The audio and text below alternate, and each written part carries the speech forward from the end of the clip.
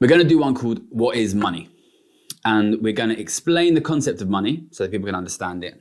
There are a lot of misconceptions and misunderstandings about money. We need to clear them up because if you want to understand the current cost of living crisis and also the massive increase in inequality over COVID, you need to understand what money is. So this is going to be super important for the viewer to understand.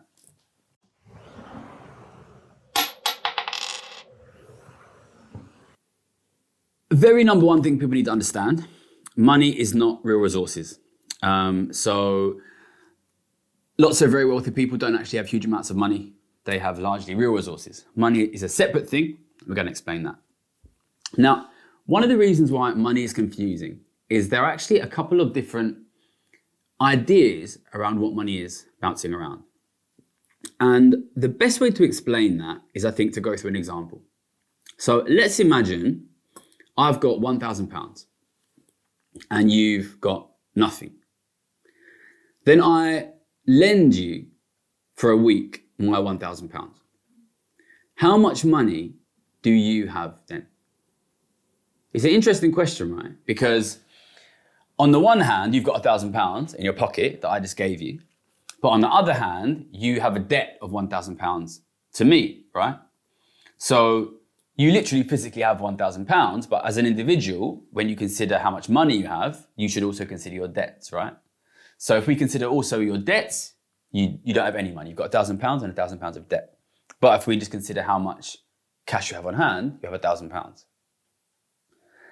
The next question is, how much money do I have? So I've given you all my money, my £1,000. So you could say I don't have any money, but you owe me £1,000 and I'm going to get it in a week. So if we consider all of my money, including money owed to me, I've got £1,000. Now, most economists, if they looked at that situation, would say that once I've lent you £1,000, we both have £1,000. That's interesting, right? So once the loan is made, the amount of money is doubled, okay? And I think this captures the complication we have with understanding what is money. Because some people would say, if you have money but you also have debt, then you don't have money. Some people would say, well, if you have the money, it doesn't matter whether you have debt or not. Some people would say, well, if you've lent the money out, you don't have money. And some people would say, well, if you have money owed to you, you have money. Basically, do I need to have that cash in my pocket for it to be money? Do I need to have no debt for it to be money? If I have somebody owing me money tomorrow, do I have money? And the reason this is complicated is most people's money is cash in the bank, right? But actually, when your money is in the bank account, the bank doesn't actually have that money in many cases. That's money that they owe to you. So there's a complication here about whether we should include debt and whether we should include money that is owed to you. And I'm going to argue that yes, we should include debt, and yes, we should include money that is owed to you. And in a way, we have to include money that is owed to you because any money you have in the bank account is money that is owed to you.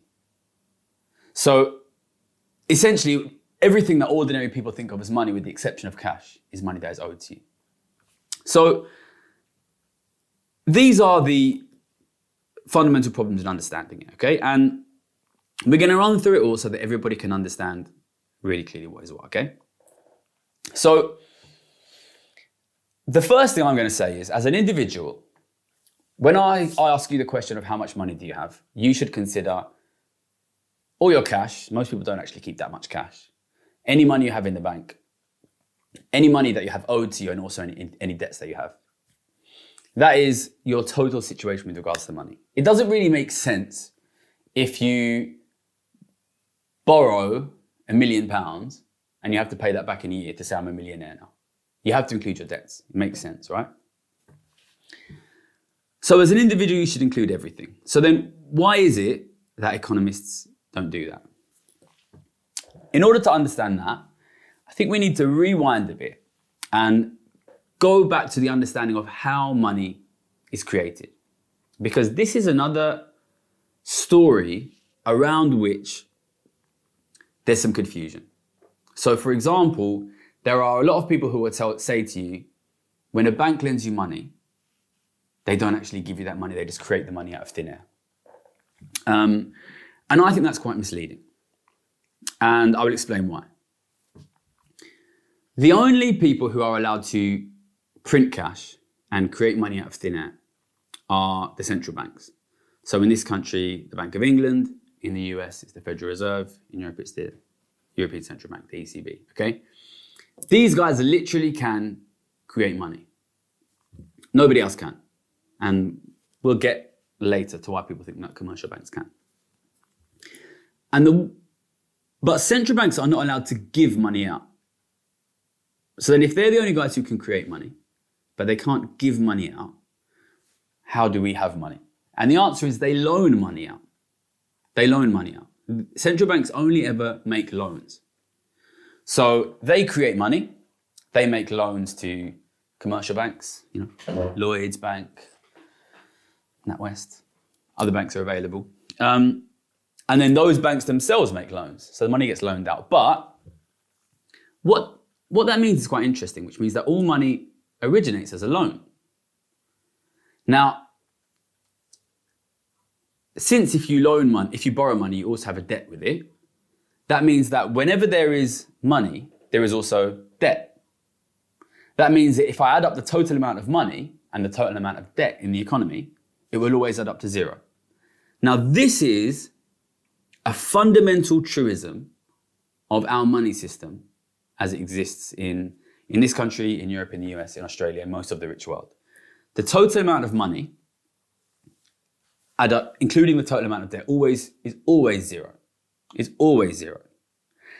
And that is important to understand.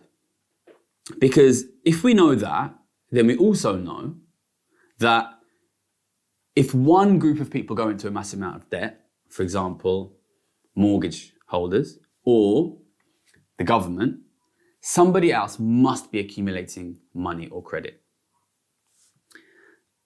That is really important to understand because it was that fundamental understanding that enabled me at the beginning of COVID to know that, okay, well, if the government is going to accumulate 250 billion, 450 billion of debt, somebody's going to accumulate money elsewhere in the system because we know that these two sides always balance up. It's basically an accounting equation. Okay, so this is the fundamental truism of monetary systems as they are at the moment, that they always add up to zero. That's the way that they're designed. And that is because money is always created by a loan. And if the only way to create money is to create debt, then these two things are always aligned. They're always balanced. So we know with 100% certainty that the amount of money plus the amount of credit is equal to the amount of debt. Now, I've separated out there money and credit. When I say credit, it means money you are owed. And I think for simplicity, it's probably best to say that anything you have other than cash in your pocket is credit. The money you have in the bank is money owed to you, for example.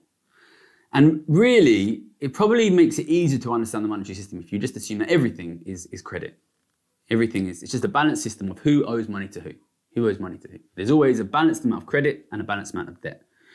Fundamentally, whenever there is money, there is somebody who owes that money. And whenever there is debt, there is somebody that money is owed to. It has to balance. Now, this is a little bit counterintuitive, and the reason is because people don't think about money like that. If you have £10,000 cash, cash in your pocket or cash in your bank, you don't think somebody else has £10,000 in debt. You as an individual can have £10,000 of cash without any debt. But it is not possible for society to have £10,000 of cash without debt because the way that the monetary system is designed is that money is only ever created by the creation of debt. So they are always balanced, and on a societal aggregate level, they're always balanced.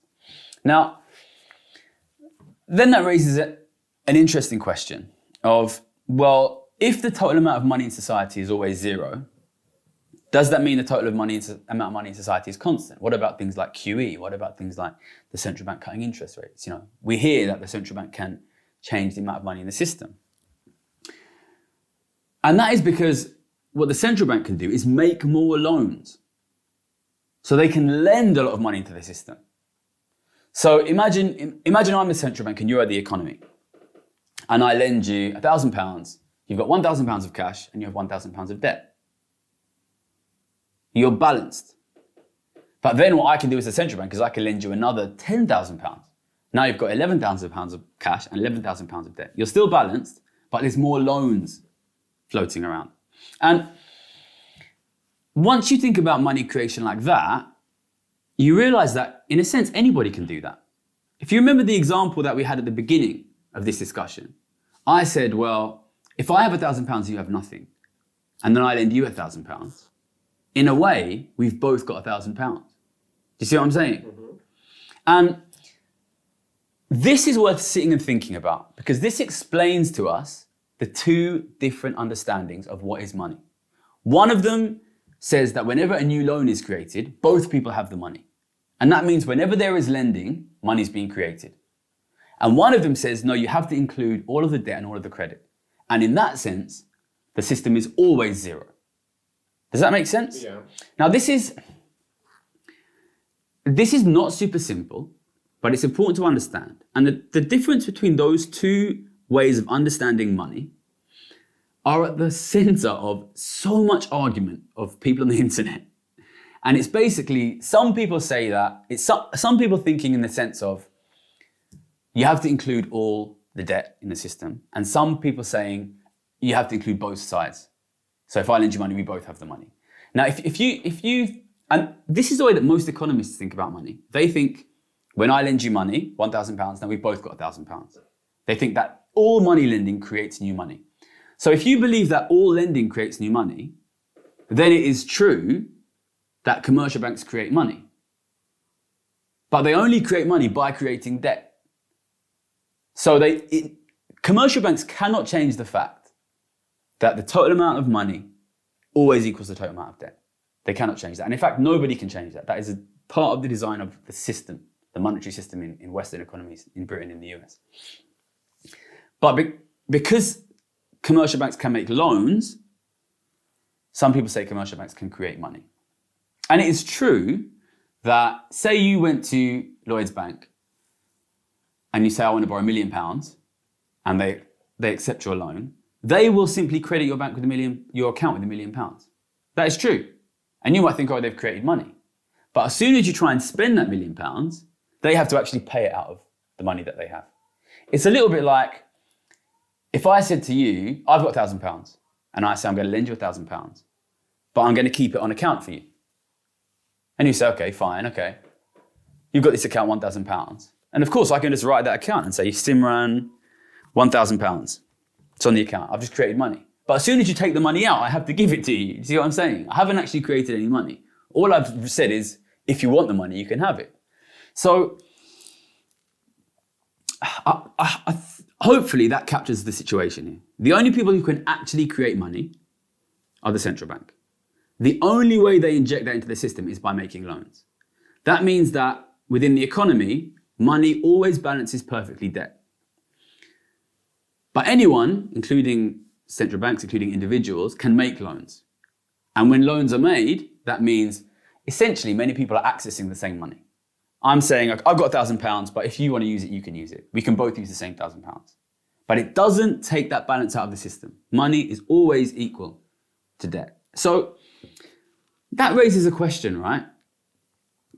If central banks can only lend money, they can't give money, then who can give money into the economy? And the answer is, really anybody can give money into the economy. If I borrow money from you and then give it away, then I'm in debt. And since you know that debt equals money, if I go into debt, then the rest of the system has positive money. You see what I'm saying? Mm-hmm. That makes sense. But what the power the government has is they can borrow enormous amounts of money and give it out.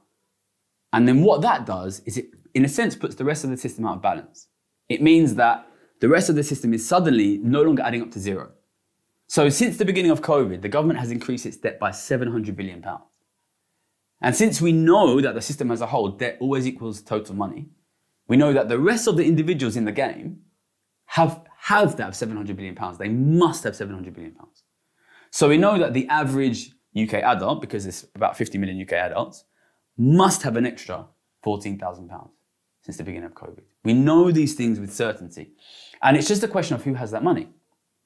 It's just a question of who has that money. So, and then this sort of brings us onto other questions like what is QE, what does the central bank do? And I think we'll go into them in future videos. But to summarize, at its heart, money is a loan from the central bank. And then that circulates throughout the economy. Some people go into debt, which means other people go into credit. The total amount of debt always equals the total amount of credit. So we know, for example, the average UK adult has, was it £30,000 of mortgage debt? I think yeah. We did that in the debt video. So we know that the average UK adult must have £30,000 of mortgage credit. We know that the government has increased its debt by £14,000 per adult. So we know the average UK adult has increased their credit by £14,000. And hopefully I'm communicating that there are these two different conceptions of money. One of which includes all debt, includes all credit, and always adds up to zero. And one of which is about total amount of loans in the system. They're both important.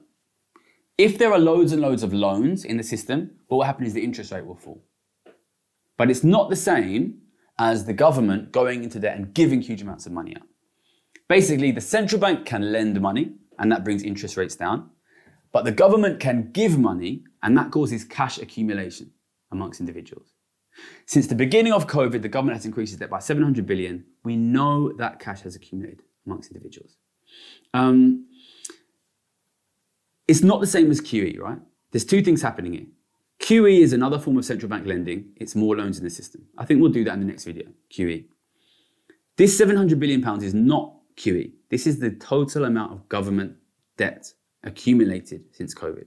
It's money that the government has either printed or borrowed and given out. But either way, if I print money and give it to you, you have more money. If I borrow money from you and give it to you, you have more money, because money and money owed to you are very similar things. If I borrow money and give it back to you, you have the money and you have the money owed to you. So, do you think that's clear? Yeah. So I think this is the key thing I want people to understand. Money it's a balanced system. It's a balanced point system. We know it. Some people are in debt, some people are in credit. If you have mortgage debt, somebody has credit. If the government is in debt, somebody has credit. And it's a system of who owes money to who. And of course, the people who are in debt constantly need to find ways to get that money from the people who are in credit. Otherwise, they can't pay their debts back.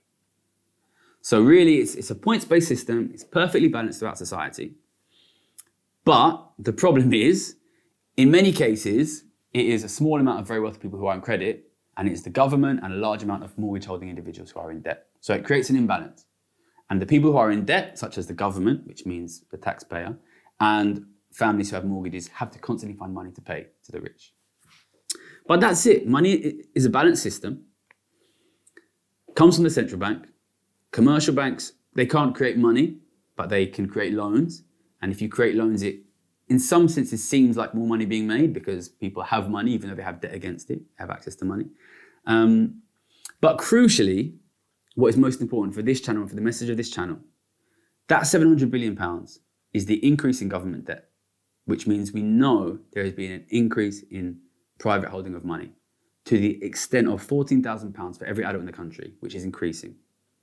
In most cases, that money is sitting in the bank accounts of wealthy individuals, which means your average wealthy individual has accumulated £100,000, £200,000 extra cash since the beginning of COVID. This is not per household, it's per adult, right? So it really is a huge amount of money. And this is not money they've borrowed. It's money they've essentially been given, ultimately, from government. And this is how it was very easy to predict at the very beginning of COVID that there would be a massive increase in asset prices. And I think what's quite interesting is now, so we're filming this in the middle of January. Last week, both the gold price and the stock price of the FTSE 100 came within 1% of a new all-time high. And that's interesting because economists and traders will normally say gold goes up when the economy is weak and stocks go up when the economy is strong. But both of these things have gone up massively. And I predicted this at the beginning of COVID. And in my opinion, the reason for that is the government has given out a huge amount of money. That has ended up being held by rich individuals. it's hundreds of thousands of pounds for every rich individual. They tend to buy assets. They buy all kinds of assets. They'll buy stocks and property and gold. So all asset prices go up. Doesn't matter whether the economy is bad or good, simply because these guys have so much money. The flip side of it is the government is in a huge amount of debt. Partially that's QE funded. We'll do that in the next video. But they have to pay interest to the rich every single month. And for that reason, that is why they're saying we can't afford to do things. And both of these things have consequences. The debt of the government hurts public services and it hurts public sector pay, creates austerity. But the credit of the rich pushes up asset prices and it pushes up other prices too. This relates to the thing we said at the very beginning of this video, which is money is not real resources. So ultimately, money is a token that you use to buy real resources. So if these guys, the rich, have a ton of money now, they're going to buy more stuff, they're going to push the price up, and you, the ordinary person of this country, will get less stuff. So this amount of money, 700 billion, is unbelievably large. From the very beginning of COVID, I've said it will overwhelm basically all other economic effects until it is resolved. It won't be resolved. It doesn't look like it's going to be resolved. So the end result is prices will stay high. They won't come back down. Especially asset prices will continue to rise and living standards will continue to fall. So that's the video. What is money? A little bit complicated, but it's something that's important for people to understand if they want to understand what is happening with the economy. We're going to do more explanatory videos, but the key message here is the government has gone enormously into debt. That means somebody has increased their money holding. My analysis says it's overwhelmingly the rich. That increases inequality. That increases asset prices and price in the shops, and it decreases living standards for ordinary people. Okay, so there's one point I want to add on money, which I think is very important for people to understand, which is I think one common incorrect way that people conceptualize money is they think of it as if it is a finite resource. So imagine I had like a pile of firewood, okay? And then I burn the firewood bit by bit over the course of a month, and then there's no firewood left, and then there's no fire. We need to go get some more firewood. People think about money as if it's like that, because from the perspective of an individual, it kind of is like that. If you spend all your money, then money runs out. And then, for example, during COVID, the government spent a lot of money. So then there's this kind of perception that, well, the government spent a load of money, we've run out of firewood, we all need to be poor now. There's nothing we can do. But money always is up to zero. Always is up to zero. Money, from the perspective of society, cannot run out. It can only pass from person to person. It can only be held. So if the government has accumulated a huge amount of debt, all that means is some other group of society has gotten rich. And it doesn't mean that we as a society have lost our resources. It's very, very important to understand that money is not real resources. Money is, I think I described in another video, as a competitive resource or a distributional resource. Money is only used to determine who gets the real resources. And if you have lost a load of money, that can only be because somebody else has gotten a load of money, because we know with guaranteed certainty the total amount adds up to zero. And I think this idea that money, we've run out of money, I mean, it's really powerful in politics. You know, the big thing is after 2010, when the Labour government was voted out and the Conservative government was voted in, there's this, we've run out of money, there's no more money. There's no more money. And it's totally impossible. And because money is only a distributional resource, we know that if a problem can be fixed by distribution of money, we know that that problem can only be a distributional problem. You cannot fix a lack of resources with money. It's not possible. Because money is not resources, and money cannot create resources. If you don't have enough energy, you need to go and get some more energy. You know, you need to get some more coal or some more wind power or some more firewood, or whatever you're using for energy. You can't make it out of money. But I think it's been used powerfully against the Labour Party. They've said, you know, they spent all the money. But it's actually quite powerful to understand that money can never run out. Resources can run out. And, you know, there may be instances, you know, for example, this year just gone, we've seen there's been less energy and the energy price has gone up. Resources can run out, but money can never run out. The government can never run out of money. If the government has run out of money, somebody has that money. If the government has gone into debt, somebody has that debt. It's really important to understand money. You as an individual can run out of money. But society can never run out of money. And if the government has gone into debt, it is because somebody has accumulated money. So it's always in balance. Money currently is flowing from the government to the rich, leaving the government with big piles of debt and the rich with big piles of money. There is one other thing they can do with that massive amount of income. They can buy your mum's house.